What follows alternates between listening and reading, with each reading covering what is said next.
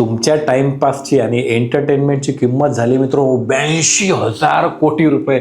मी बोलतोय IPL विषयी. आता IPLचा सीझन सुरू झालेला आहे आणि सगळीकडे त्याच जाहिराती आणि तोच धुमाकूळ दिसतोय आणि जबरदस्त टक्कर रंगत आहे एक दुसऱ्याच्या टीममध्ये. परंतु आपण फक्त IPL बघतोय की त्याच्यामधून फायदा कमवून घेतो, हा महत्त्वाचा प्रश्न आहे. समजून घेऊ याचं अर्थशास्त्र काय.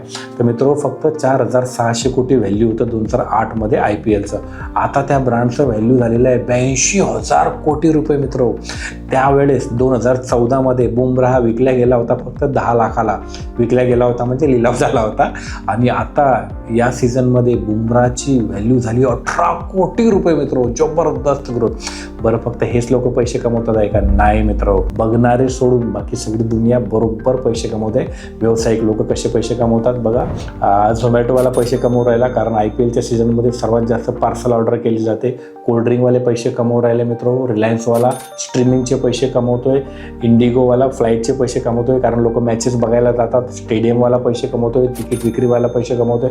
अशी ही मोठीच्या मोठी अर्थव्यवस्था निर्माण होते आपल्या टाईमपासमुळं. पण या अर्थव्यवस्थेमधनं आपल्याला फायदा होतोय का? जर तुमच्या SIP सुरू असतील, जर तुमच्या म्युच्युअल फंड सुरू असतील, तर ह्या सगळ्या कंपन्यांचे शेअर्स आपल्या म्युच्युअल फंडच्या फंड मॅनेजरनी त्यांच्या फंडमध्ये घेतलेले असतील. पण जर तुमचे SIP आणि म्युच्युअल फंड चालू नसतील तर कदाचित या IPLमध्ये तुम्ही फक्त एक प्रेक्षक म्हणूनच राहणार, स्वतःला काही फायदा करून घेणार नाही.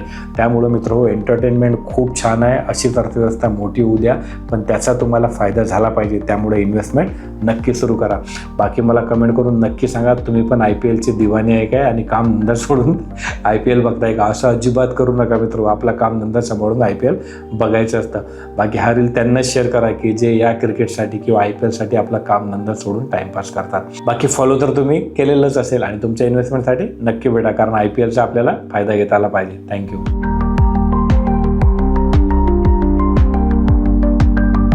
Mutual fund investments are subject to market risks. Read all scheme related documents carefully.